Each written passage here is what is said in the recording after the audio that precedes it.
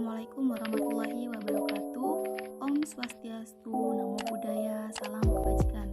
Perkenalkan, nama saya Nafilatul Hasanah dengan NIM 200231100248. Di video kali ini saya akan memaparkan tentang teori modal sosial yang terjadi di lingkungan saya. Saya mengambil contoh nyata yaitu di Yayasan Pendidikan Puju Ondem, Jalan Mangga, RT 6, RW 1, Bandung Timur, Desa Kilian, Kecamatan Socah, Kabupaten Bangkalan.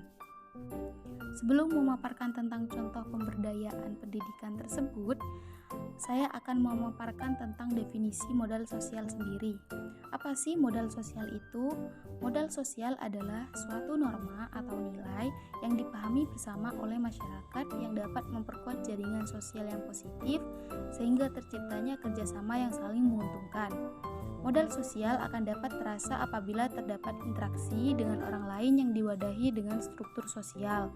Struktur sosial itu sendiri merupakan bagian tertentu dari aturan-aturan atau rule dan prosedur dalam pemanfaatan sumber daya. Adapun komponen modal sosial ada 3, yaitu yang pertama kepercayaan, di mana kepercayaan ini berfungsi untuk meminimalisasi bahaya yang berasal dari aktivitas tertentu. Yang kedua, nilai dan norma adalah dasar pada proses interaksi sosial yang mengacu pada bagaimana tindakan individu dalam masyarakat. Yang ketiga, jaringan atau network terbentuk karena berasal dari daerah yang sama, kesamaan kepercayaan politik atau agama, serta hubungan genealogis. Dari penjelasan di atas dapat dijabarkan tentang Yayasan Puju Ondem ini. Yayasan ini sudah berdiri sejak tanggal 19 Februari 2013. Terdiri dari pendidikan anak usia dini atau PAUD dan taman kanak-kanak atau TK. Di mana yayasan ini sebagai wadah kepercayaan masyarakat sekitar dalam menentukan pendidikan dini untuk anak-anak mereka. Keputusan masyarakat tentu saja difikirkan dengan matang karena mencakup masa depan anak mereka. Selain kepercayaan, yayasan ini juga menjadi tempat bagi pendidikan nilai dan norma bagi anak-anak yang bersekolah di tempat tersebut dengan mengajarkan tata krama, juga belajar mengaji setiap hari untuk menanamkan nilai dan norma dalam diri mereka sejak dini. Dan sebagai tempat terbentuknya jaringan sosial antar ibu-ibu yang mengantar anaknya bersekolah di yayasan ini dengan saling bertukar pikiran. Yayasan ini juga sebagai ladang penghasilan bagi toko-toko yang berada di sekitar yayasan, juga pedagang kaki lima yang setiap hari berjualan di sekitar Yayasan Puju Ondem. Membuka peluang usaha dan meningkatkan jaringan sosial juga sangatlah mudah apabila ada tempatnya. Menurut Ibu Sumiati sebagai kepala sekolah juga guru di Taman Kanak-kanak di Yayasan Puju Ondem, yayasan ini sebagai wadah terbentuknya karakter para siswa sebelum menginjakkan kaki di sekolah dasar. Menurut Bapak Zainal Mustafa selaku pemilik dan pengelola yayasan, Yayasan Puju Ondem ini selain sebagai tempat mengenyam pendidikan dini, juga sebagai tempat bersosialisasi antara murid, guru, juga wali murid dan masyarakat sekitar.